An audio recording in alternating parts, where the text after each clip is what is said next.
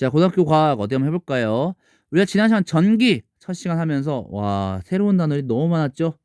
하지만 오늘 이제 회로 얘기해 보면서 전기 에너지 얘기해 보면서 우리가 얘기했던 전위차, 전위, 전압 뭐 이런 얘기구나 다시 한번 보면 좋을 것 같아요. 잠깐 우리 친구들 기억을 혹은 조금 이해를 돕기 위해 그림을 좀 준비했습니다. 지난 시간에 전위차, 전압 얘기하면서 전위차가 낮아지는 방향으로 전기적 위치 에너지가 낮아지는 방향으로 어, 일어난다라고 얘기했었는데요. 마치 펌프로 인해서 물이 흐르는 것 같이 생각해 주면 좋을 것 같아요. 물은 흐르겠죠. 그 펌프가 이 물을 높은 데까지 끌어올려줘요. 하지만 이 물이 떨어지면 다시 물레방아를 돌리고 그 물의 흐름을 조절하게 되겠죠. 마찬가지입니다. 전압으로 인해서 전이차로 인해서 얘가 끌어올려지겠고요. 그때 저항으로 인해서 전류가 얼마나 흐를지, 전압이 얼마나 세게 걸릴지 등을 우리가 계산해 볼 수 있게 되겠죠. 자, 전류 단위 시간 동안 도선의 한 단면을 지나는 전하량을 얘기합니다.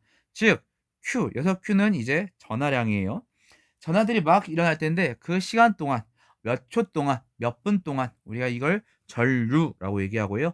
단위를 암페어를 씁니다. 자, ohm의 법칙 오랜만에 기억이 날렸는지 모르겠어요. 전압 얼마나 세게 걸리느냐?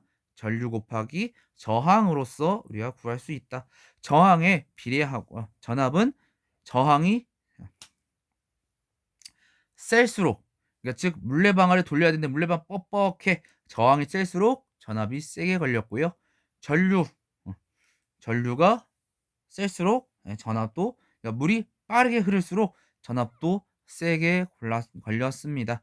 즉 달리 말하자면 달리 말하자면 저항이 셀수록 물레방아가 뻑뻑할수록 물은 잘 안 흐르겠죠.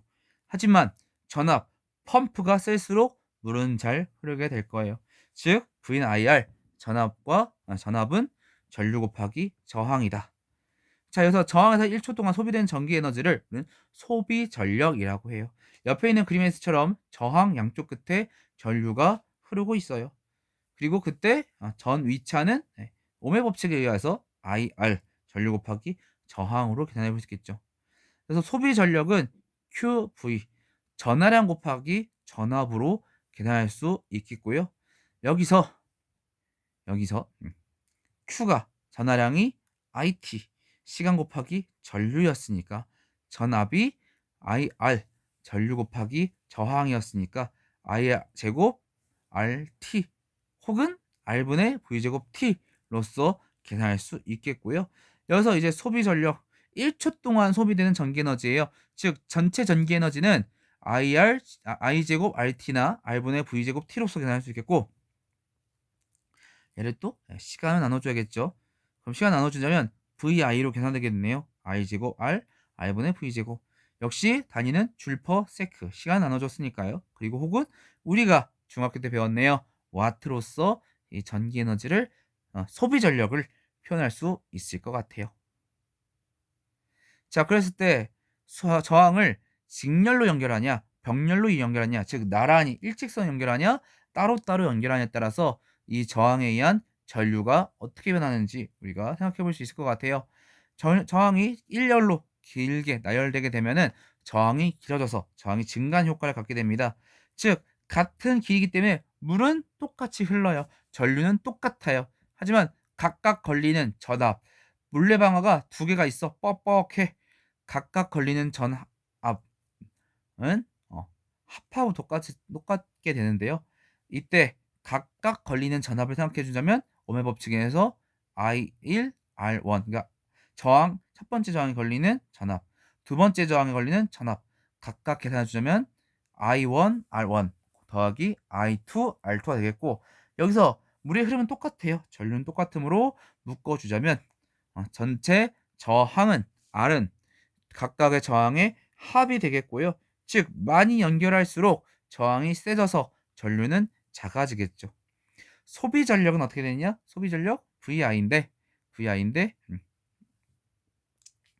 I가 I가 2 R1 더하기 R2분의 V가 될 것이므로 많이 연결될수록 저항이 세져서 소비 전력도 작아지게 되겠네요.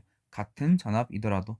병렬입니다. 각각 연결했어요. 이 경우에는 단면적이 넓어져 저항이 감소하는 효과를 갖게 됩니다.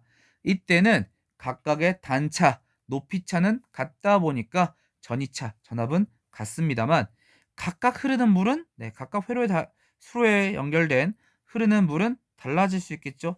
그래서 전체 전류는 각각의 전류의 합과 같아지고요. 여기서 V는 IR 다시 한번 계산해 주면은 V1 per R1, V2 per R2 각각의 전류를 계산할 수 있겠고 그렇게 계산하시면 전체 저항분의 1은 각각의 저항분의 1 더 합이 되겠죠. 즉 저항이 많아질수록 분의 1로 합해지고 다시 역수치해 주니까 저항이 많아질수록 오히려 전체 저항은 작아지게 됩니다.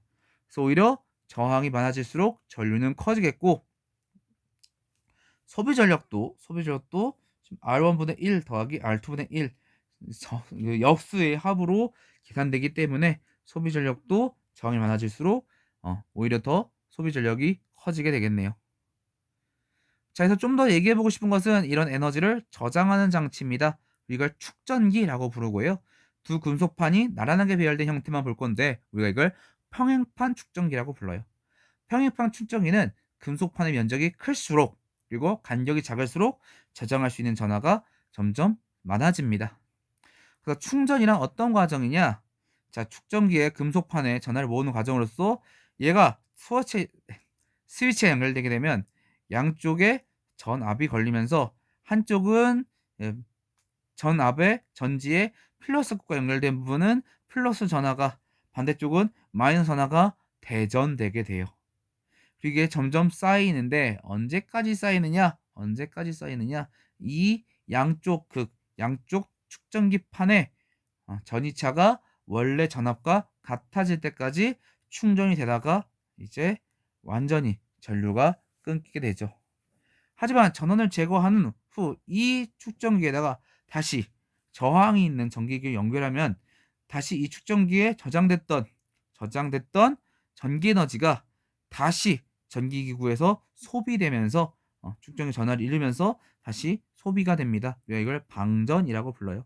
다시 말하자면 처음에는 우리가 아까 처음 했던 그 전압만큼 전이차를 갖게 된 축전기를 연결한 상태에서 저항을 연결해 봤어요. 그럼 전류가 흐릅니다. 축전기에 충전되어 있던 전하들이 결국에 전류를 따라 흐르게 되면서 저항에서 에너지를 소비하게 돼요. 언제까지 소비하느냐? 역시 전이차가 0이 될 때까지. 축전기에 더 이상 저장되어 있는 전하가 없으면 이제 더 이상 전기 에너지 쓰지 못하고 방전되게 되겠죠. 우리 친구들이 흔히 보고 있는 상황 내용들도 배터리에도 이러한 것들을 이용한다. 좀 신기하게 봐주시면 조금 더 공부하는데 도움이 될 수도 모르겠네요. 자, 오늘 얘기는 여기까지입니다. 전기에 대한 얘기, 지난 시간에는 전압, 전이차 우리가 어떻게 좀 혼미하게는 갖고 있는데 생소했던 단어들을 사용했다면 오늘 약간 좀 실생활에서 이러이러한 현상들이 회로 안에서 일어나는구나 다시 한번 잘 상기해 주시면 좋을 것 같아요.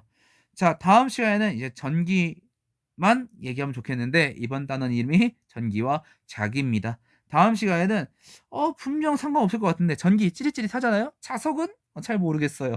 하지만 다음 시간엔 자석과의 관련성, 전기와 자기 부분을 좀 더 보려고 합니다. 오늘 너무나 고생하셨고요. 이제 점점 새로운 단어들도 많이 나오고 신기한 내용, 현상들도 많이 나오는데 다시 한번 잘 정리해 주시면 좋을 것 같아요. 다음 시간에 자기에 대한 내용, 자석에 대한 내용으로 보겠습니다. 자기장에 대한 내용으로 알아보도록 할게요. 고등학교 과학 다음엔 어디부터 볼까요?